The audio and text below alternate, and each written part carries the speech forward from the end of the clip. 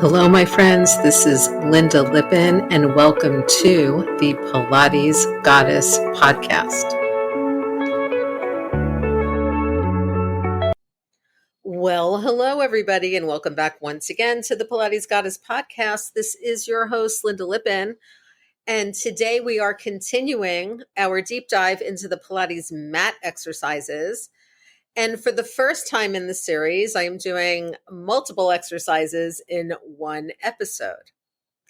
These 5 exercises make up what we call in Pilates the Pilates Ab series, or the series of 5. As far as I know, historically, Joseph Pilates definitely did the single leg stretch and the double leg stretch, which are the first 2 exercises in that series. And I believe Romana later added the single straight leg stretch, the double leg lower lift, and the crisscross. However, since those are, all of these kind of mimic relevantly common mat exercises and floor exercises that have been done in calisthenics and gymnastics for many, many moons, I wouldn't be shocked if Joe taught those also to someone at some point. So let's think about what we've done in the mat so far. We have gotten down to the mat. We have mounted the mat. We have gotten through our 100, gotten the oxygen moving, the heart beating, the abs working. We have done our flexion from the top, our flexion from the bottom, our stable body moving the hips. And then we've done a full body kind of fun flexion with rolling like a ball. We come out of the rolling like a ball, we plant our feet down, we push our butts back because we don't need all that back space anymore, and we lie back down on the mat. And then the next series of ab exercises really starts to focus on stability. So once again, we have gone from mobility back to pelvic stability, moving hips and shoulders in an abdominal contraction. So the head is up, and the head is in the same position that it was for the 100. So we are just rolled up to the bottom edge, to the bottom tip of the shoulder blade, not going forward past that. We're not trying to jam all the work into our lower back. Our sacrum, that triangular bone at the bottom of your pelvis that your pelvis attaches to on each side, is super heavy. Your hip bones are super heavy. Your pelvis is nice and stable. And you bring your knees into your chest. For the single leg stretch, we hug the right knee into the chest. We lengthen out the left leg. Left leg goes to a place the body can support without the spine lifting. The right knee hugs in as much as it can. If you're doing the correct hand position, the same side hand, i.e. your right hand, will be on your right ankle and your left hand will be on the right knee with wide elbows. You pull that knee in as much as you can without curling your pelvis around, and then you switch legs. You can also do it pulsing the knee in, which is more of the classical style of doing it. So it's a little more of a dynamic stretch. In, switch, in, switch, in, switch, in, switch. Okay? Second exercise, double leg stretch. Basically the same thing. And arguments have been made by people that I respect, like Brett Howard, that the double leg stretch, that every exercise can be brought back to some elements of the double leg stretch. And I invite you to ruminate on that. Both knees are back into the chest. Now, as you inhale, you straighten both legs to a place you could support. The arms go back overhead. In some versions, you circle the arms out to the side and hug the knees back in. In some versions, you just go out and bring the arms right back up to the ceiling and back and hug the knees back in. Okay? The back doesn't move, pelvis doesn't move. You can take this into an exercise where you consciously move the pelvis. It's called around the clock. And it's basically going into the double leg stretch, coming in, lifting your pelvis a little bit, shifting like 5 minutes on the clock, and doing that all the way around. Then we have the single straight leg stretch or the scissor stretch. We're in the same position, legs go up to the ceiling. You grab one leg somewhere between your knee and your ankle. Once again, your shoulder blades are still tips of the shoulder blades on the mat. You're not curling up higher just to reach your leg. Okay? That's why I say somewhere between your knee and your ankle, because it really depends on your body, on your hamstring flexibility, on your mobility in the hips, on your pelvic stability, lots of stuff going on here. And once again, we pull one knee in, we give it a little pulse, boom, boom, and we switch legs. Elbows are as wide as they can be, collarbones are open, pelvis is stable, you're breathing, you're doing all the things. Then we bring both hands behind the head. And this is actually, now if you're classical, you're stacking palm over palm and putting them behind your head. There's none of this touching the fingers to the head and not really holding the head. If your hands are behind the head, they are there for a reason. Okay. They can help a little bit for you to support the head, keeping it up there. We're at the end of this series. Your abs are tired. Your neck might be tired. And then we lower both legs down and lift both legs up. Now, because the ribs are curled up to the hips, the psoas has plenty of support there. The psoas works with the abdominal muscles, the inner thighs, the pelvic floor, the glutes a little bit. It's an awesome exercise. And we lower the legs and we lift the legs. Again, the pelvis stays steady. We're not moving anything else, just the legs. Back doesn't move. And then we take it into crisscross. We bend the knees back in. And now you straighten out your left leg and you turn your right armpit. And then you reach your left armpit to your right knee. You come back to the center, both knees in, and you do the other side. Now, why do I say armpit to knee? Because we want the elbows to stay open. We're not just closing in the shoulder to hit our knee. And that's the ab series. You do each of these exercises somewhere, usually between 3 times and 8 times. It's a lot of time with the head up, so you can always rest the head in between or rest the head, a couple of times, whatever works for you. And it's a lot of ab work. Even if you just do the first 2, it's a lot of ab work. Note that the exercises are relevantly similar. You're doing 2 bent knee exercises, followed by the exact same pattern with the straight leg, and then followed by the rotation. Do these exercises show up all over the studio? Of course they do. There's really, if you just look at just that shape of any of the exercises in the ab series, I invite you to think about knee stretches. I invite you to think about stomach massage. I invite you to think about the short box. I invite you to think about a lot of the chair exercises where you're pushing down or pulling up. Okay. You can also do these exercises different places in the studio that can make them a little more challenging. So trying to do, say, that same ab work, like we discussed with the 100, on the Wunda chair, so that you have very little underneath your back and you really have to hold yourself together and you're elevated. You can do them on any of the barrels, including the high barrel going widthwise, right?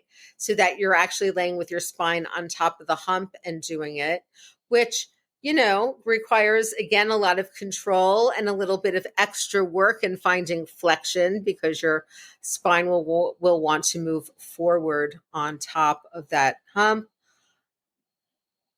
There's just so many places that we see these movements and we see these patterns. Some of them are really obvious. I think if you look at like backstroke, or you look at coordination, or you look at any of those, you can see the elements of the abs series right there. Basically, my friend's footwork has elements of the abs series, right? You can also do all of these things on the Cadillac. You can do all of these things everywhere. The app series is kind of a nice indicator of how people are doing in terms of their strength and their stabilization and their stamina. The ability to just stay up there and knock out, it's a lot of repetition all at once. It's a lot of volume. It's a lot of time under tension, as we would say more in the weight training fitness world. Okay, but there's a lot happening there. These exercises are good for everybody. Again, you may need to modify them. How are we going to modify them? Well, for your folks with osteoporosis or anything flexion intolerant, obviously you're going to keep that head down. If the thoracic spine is up at all, you're going to have that client resting on a wedge, okay, or on a spine supporter so that they are not actively going into loaded flexion. And I still, frankly, don't love that. I would prefer them to just be extended down on the mat with a pillow under their head if they need it posturally. Know that if the upper back is down, you're not going to get as much range of motion out of the legs at the hip. Because again, curling the ribs towards the hips, as we do for the 100 and the ab series and a few other things in Pilates, basically helps support the psoas, okay, and allows it to work well with the abdominal muscles in holding things together and moving.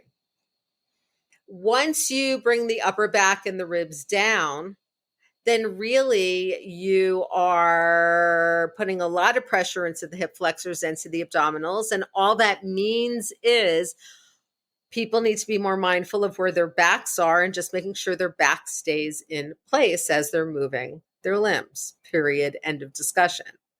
It's not impossible to do. It just takes a little bit of focus and a little bit of change in the brain as to what you're expecting to see or feel out of an exercise. But I promise you, people will still feel the work in their abdominals.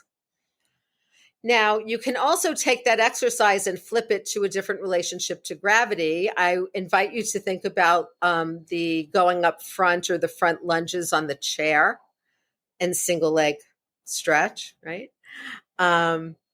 So you can actually do all of these exercises standing. You can also do all these exercises in a plank. You can have somebody in a planked position. And if you think about it, a mountain climber, just knees to chest is like single leg stretch. Then you can have them bend their knees, sit their hips back towards their heels and come back into the plank. There's your double leg stretch. Feeling me here?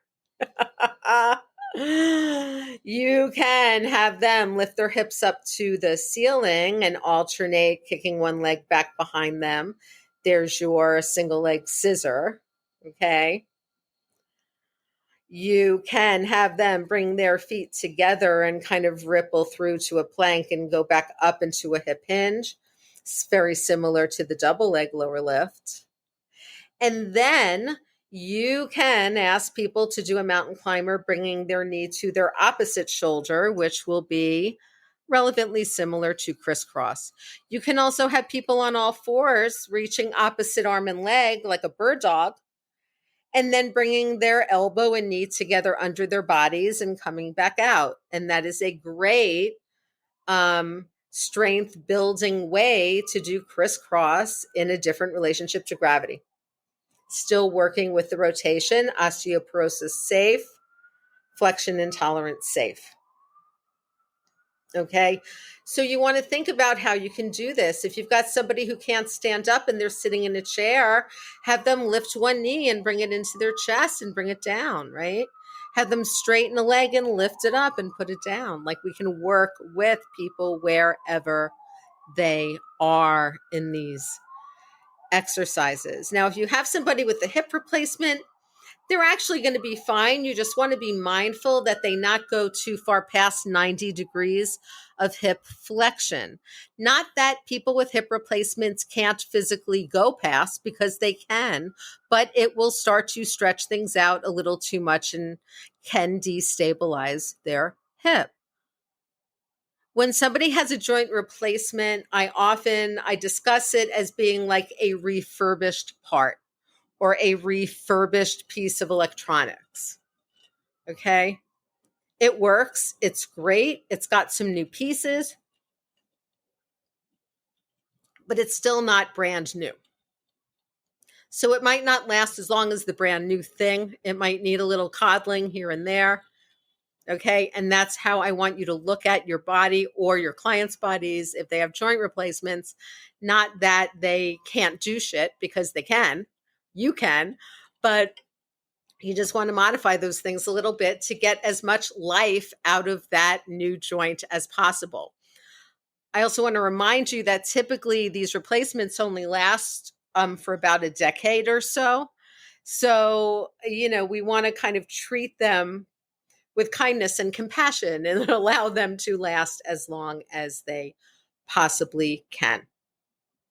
So, the ab series is a fabulous little series of exercises. And most clients, you say ab series and they know exactly what's coming. Most of the time, my clients look at me and they're like, really? Like the last bunch of exercises haven't been an ab series? And I'm like, right. But, here we are.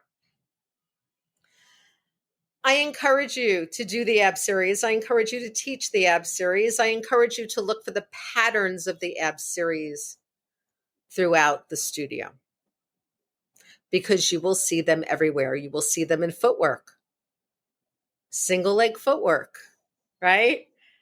Leg springs, right? Any kind of frogging, pumping on the chair. There's just that pattern, that way of moving, that flexion and extension, that work through the body, that stabilizing of the torso and the spine as we move the arms and the legs, okay? That's really what we are going for in this series. It's stabilizing the middle and moving those limbs.